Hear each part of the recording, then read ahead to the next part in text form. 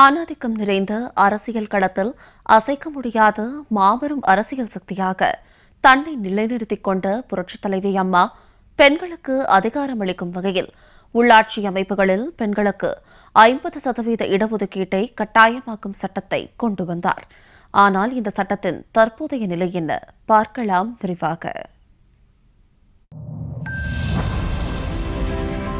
பெண்களின் சமூக முன்னேற்றத்திற்கும் பெண்களுக்கு அரசியலில் அதிகாரம் அளித்தல் என்ற கோணத்திலும் புரட்சி தலைவி அம்மாவின் ஆட்சி செயல்பட்டது என்று சொன்னால் அது மிகையல்ல.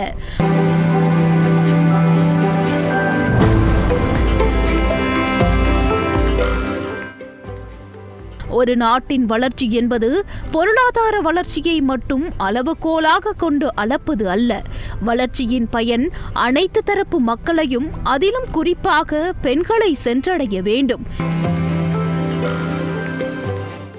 உண்மையான வளர்ச்சியின் அளவுகோல் பெண்கள் எவ்வாறு வளர்ச்சி பெற்றுள்ளனர் என்பதை பெண்களின் திறமையும் ஆற்றலும் வெளிப்படுத்தப்பட்டு சமுதாயத்துடன் ஒன்றிணைந்து ஒரு அங்கமாக பெண்கள் திகழும் போது வளர்ச்சி பன்மடங்காக உயரும் என்ற கருத்துக்களை அடிப்படையாக கொண்டு பெண்களின் வளர்ச்சிக்கு புரட்சி தலைவி அம்மா தலைமையிலான அரசு பல்வேறு புதுமை திட்டங்களை செயல்படுத்தியது.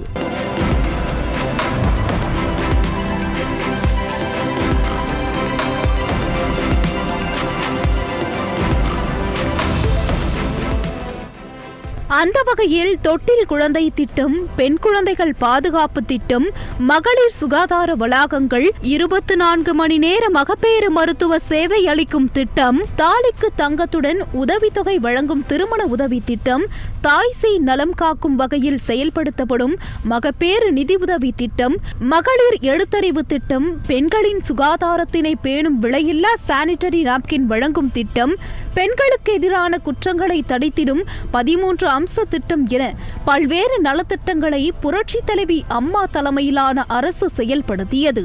அது மட்டுமா, பெண்கள் பொருளாதார ரீதியில் யாரையும் சார்ந்திருக்க கூடாது என்பதற்காகவும் அவர்களது பொருளாதார நிலையை உயர்த்தி கொள்ளும் வகையிலும் மகளிர் சுய உதவி குழுக்கள் அமைத்தல், மகளிர் தொழில் முனைவோருக்கான சிறப்பு தொழிற்பேட்டைகள், பணிபுரியும் மகளிருக்கு விடுதிகள் ஏற்படுத்துதல், விலையில்லா கறவை பசு, வெள்ளாடுகள் வழங்கும் திட்டம், வீட்டில் பணிச்சுமையை குறைத்து பெண்கள் வேலைக்கு செல்வதை ஊக்குவிக்கும் வகையில் விலையில்லா மிக்சி, கிரைண்டர் மற்றும் மின்விசிறி வழங்கும் திட்டம் என பல்வேறு திட்டங்களையும் செயல்படுத்தியது புரட்சி தலைவி அம்மாவின் அரசு.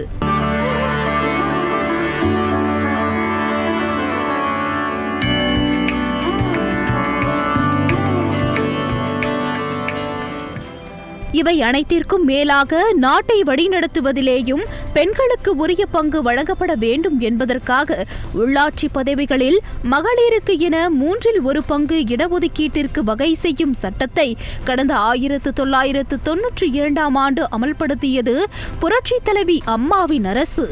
அதன்படி மாநகராட்சிகள், நகராட்சிகள், பேரூராட்சிகள், கிராம ஊராட்சிகள், ஊராட்சி ஒன்றிய மன்றங்கள் மற்றும் மாவட்ட ஊராட்சிகள் ஆகியவற்றில் உள்ள இடங்கள் மற்றும் பதவிகளின் மொத்த எண்ணிக்கையில் 1/3 பெண்களுக்காக ஒதுக்கீடு செய்யப்பட்டது. இதனையடுத்து 2016ஆம் ஆண்டு உள்ளாட்சி அமைப்புகளில் பெண்களுக்கான இடஒதுக்கீட்டை 50% உயர்த்தி அமல்படுத்தியது புரட்சி தலைவி அம்மா தலைமையிலான அரசு. இதன் மூலம் ஆணாதிக்கம் நிறைந்த அரசியல் களத்தில் பெண்கள் கால் பதிக்க தொடங்கினர். அப்போது வரை ஆட்சி அதிகாரத்தில் ஆண்களின் கைகள் மட்டுமே ஓங்கியிருந்த நிலையில் புரட்சி தலைவி அம்மாவின் உத்தரவால் உள்ளாட்சி அதிகாரத்தில் பெண்கள் சமநிலையை எட்டினர்.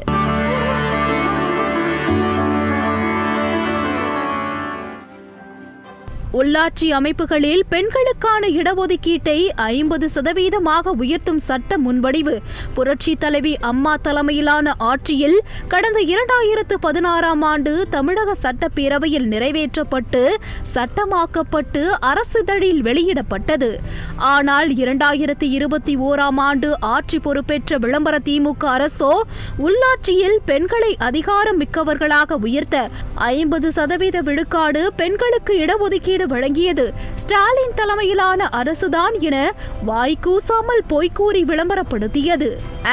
ஸ்டாலின் பில்ஸ் டிஎன் என்ற ஹேஷ்டேகுடன் விளம்பர திமுக அரசின் 4 ஆண்டு சாதனைகளை பட்டியல் போட்டு விளம்பரம் தேட முயன்ற நிலையில் உண்மையில் 4 ஆண்டு சாதனை என சொல்லிக்கொள்ள கைவசம் ஒன்றும் இல்லாததால் புரட்சி தலைவி அம்மாவின் சாதனைகளை திருடி அதற்கு திமுகவின் இனிஷியலை போட்டுக்கொண்டு கீழ்த்தரமான அரசியல் ஆட்டம் ஆடியது விளம்பர அரசு.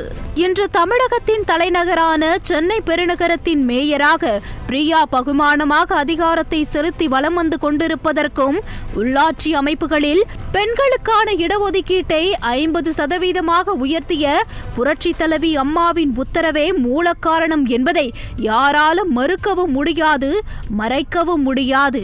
இப்படி பெண்களின் முன்னேற்றத்திற்கும் அவர்கள் பொருளாதாரத்தில் தற்சார்பு நிலையை எட்டுவதோடு பெண்களுக்கு அதிகாரம் அளித்தலை உறுதி செய்யும் வகையிலும் மிக மிக நுணுக்கமாகவும் நுட்பமாகவும் ஆராய்ந்து எண்ணற்ற பல திட்டங்களை நிறைவேற்றியது புரட்சி தலைவி அம்மாவின் அரசு.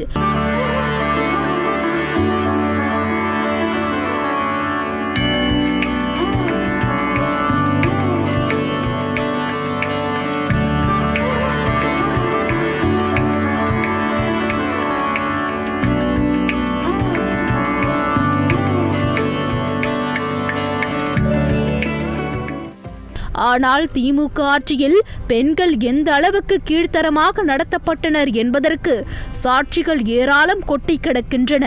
தமிழகத்தின் ஆட்சி அதிகாரத்தில் பெண்கள் பங்களிக்க வேண்டும் என்பதற்காகவே புரட்சி தலைவி அம்மா இப்படியான மகத்தான சட்டத்தை அமல்படுத்தினார்.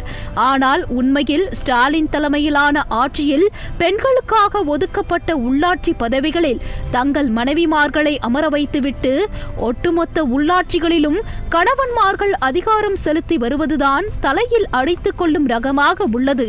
இந்திய அளவில் இதுவரை எந்தவொரு மாநகராட்சியில் நடந்திராத வகையில் மதுரை மாநகராட்சியில் நடந்த சொத்துவரி முறைகேட்டில் திமுக மேயர் இந்திராணியின் கணவர் பொன்வசந்த் கைது செய்யப்பட்டு சிறையில் அடைக்கப்பட்டுள்ளதே இதற்கு போதுமான சாட்சியாக உள்ளது.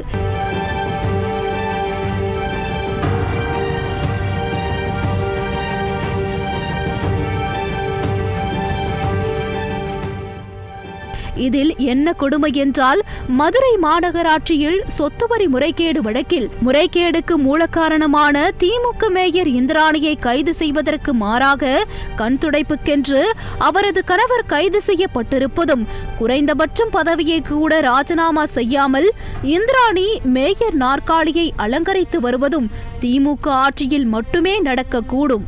மகளிருக்கான விடியல் பயணம் என கூறிவிட்டு பின் ஓசி என கேவலமான உடல் மொழியால் பெண்களை இழிவுபடுத்தியது, சைவம் வைணவம் என மத குறியீடுகளை பெண்களோடு ஆபாசமாக ஒப்பிட்டு பொது மேடையிலேயே வழிய சிரித்து பேசியது, தக்காளி விலை உயர்வை கட்டுப்படுத்த கோரிக்கை விடுத்த பெண்ணிடம் இதை நீ மோடிக்கிட்ட போய் கேளு என ஏளனத்தை தூக்கலாக கூட்டி பேசியது, காது மூக்குல தங்கம் போட்டிருந்தா 1000 ரூபாய் உதவித்தொகை கொடுக்க முடியாது என பெண்களை தாழ்த்தி பேசியது என திமுக ஆட்சியில் பெண்களின் மரியாதை எந்த அளவுக்கு தூக்கி பிடிக்கப்பட்டது என்பதற்கு இது போன்ற அவதூறே சான்று.